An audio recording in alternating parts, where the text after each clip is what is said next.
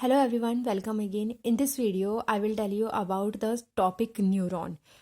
Neuron is basically the part of brain or nervous system, you can say.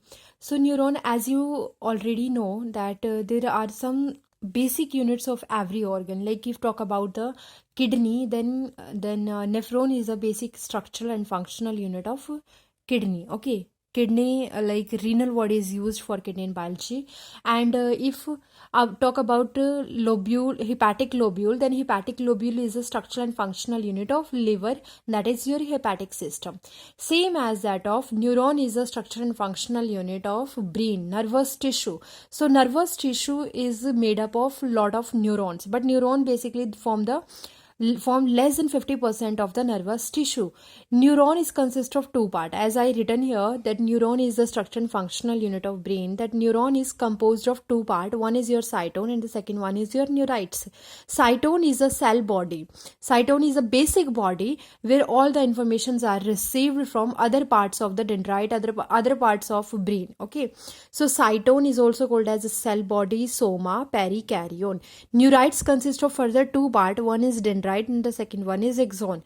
Dendrite is a portion which carry information towards the cell body, towards the cytone, and axon is a portion which carry information away from the cytone, that it is responsible to carry information from this cell body outside for other neuron, for second neuron, for the formation of a synapse between two neuron, okay, or neuromuscular junction.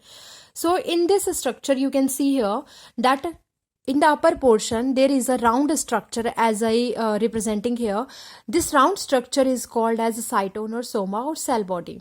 Cell body, as it is a cell body, then it consists of all the normal organelles of cell, like Golgi apparatus. So here you can see this is the Golgi apparatus. I forgot to mention it here, but it is the Golgi apparatus which is responsible for packaging of different type of substances or collecting the information, collection of information by dendrites. This representing the cell body or cytone.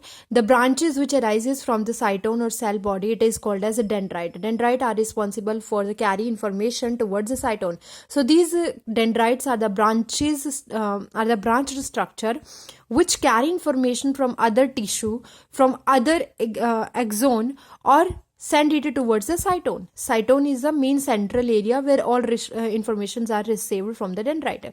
So these branches structure is called as dendrite. Okay. Dendrite can be one, dendrite can be multi. So on the behalf of the number of dendrite, any neuron can be unipolar, multipolar, bipolar, nonpolar. So there are type of neurons on the basis of structure of the cytone, or we can say on the basis of number of dendrite. So dendrite are branched structure. Okay. So this is cytone. This branch structure are dendrite, and this cytone is filled with neuroplasm, you can say neuroplasm, and it is Golgi apparatus are also present here. In the center there is a nucleus which control the function of neuron.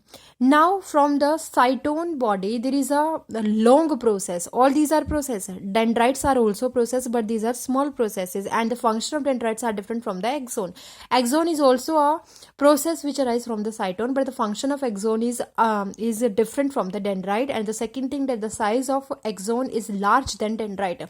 Dendrite carry information from other neuron or other organ towards the cytone, and axon carry information from the cytone away from the which carry information away from the cytone. So here you can see this is cytone, that is a cell body, and this long process is known as axon. There is a junction. This junction is called as axon hillock, or we can say the part, the portion which is present between cytone and axon, it is called as axon hillock. Where the axon arises, this portion is called as axon hillock. In the axon, you can see the black color is representing inside the axon, which representing exoplasm. As inside a cell there is a cytoplasm, same here in this process is called as exoplasm. In cytone you can see the small like you can say small dot. These small dot represent basically the Nissls granule. These Nissls granules are much important. What are these? These are basically the Nissls granule. You can say here this Nissls granule.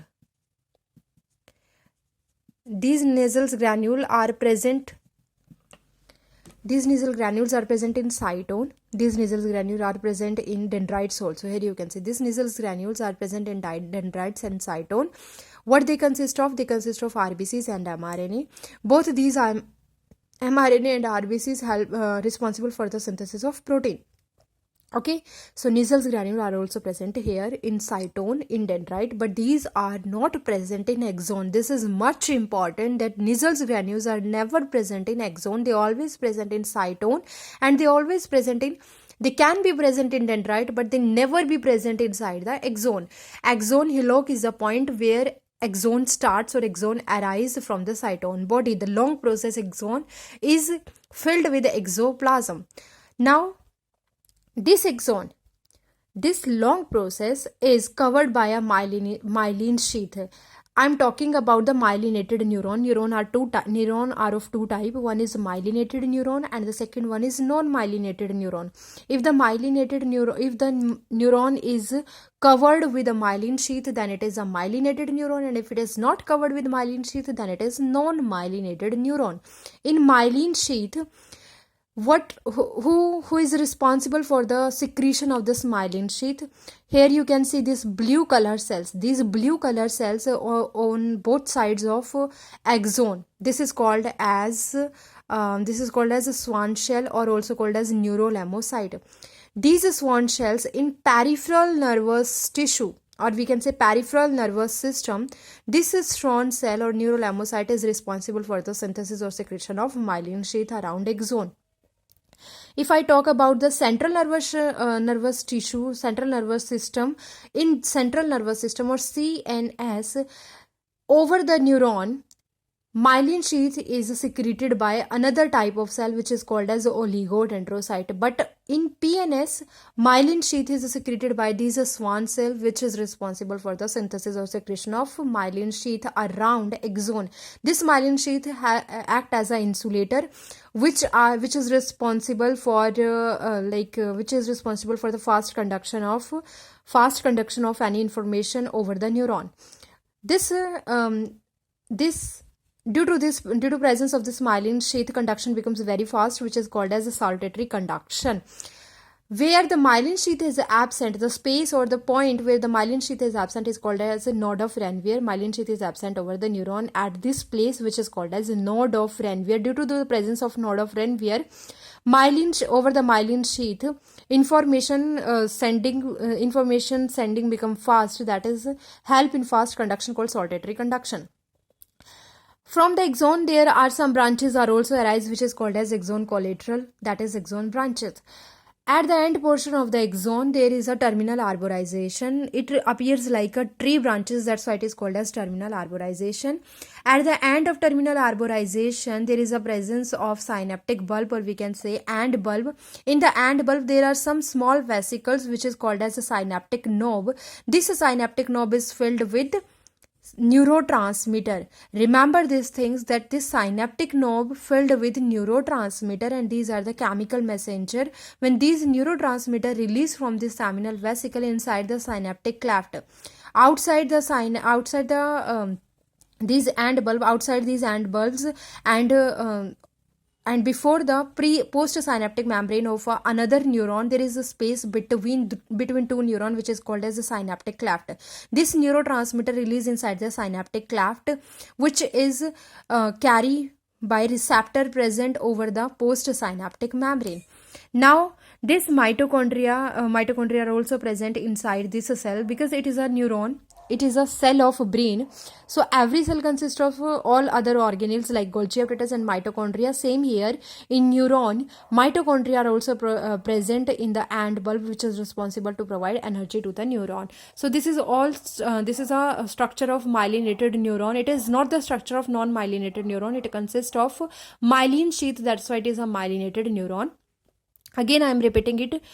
Like I told you that neuron is a structural and functional unit of brain. It consists of two parts. One is your cytone and the second one is neurites. So cytone is a cell body which consists of which makes a main portion of neuron.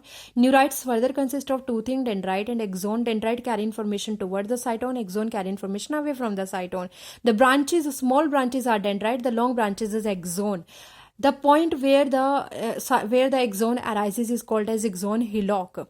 Inside the axon there is a cytoplasm which is called as exoplasm.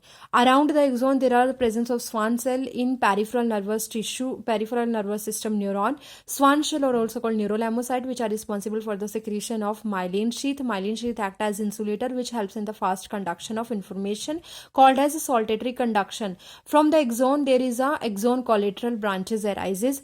The place where myelin sheath is absent is called as node of Ranvier. Due to the presence of node of Ranvier, conduction becomes very fast.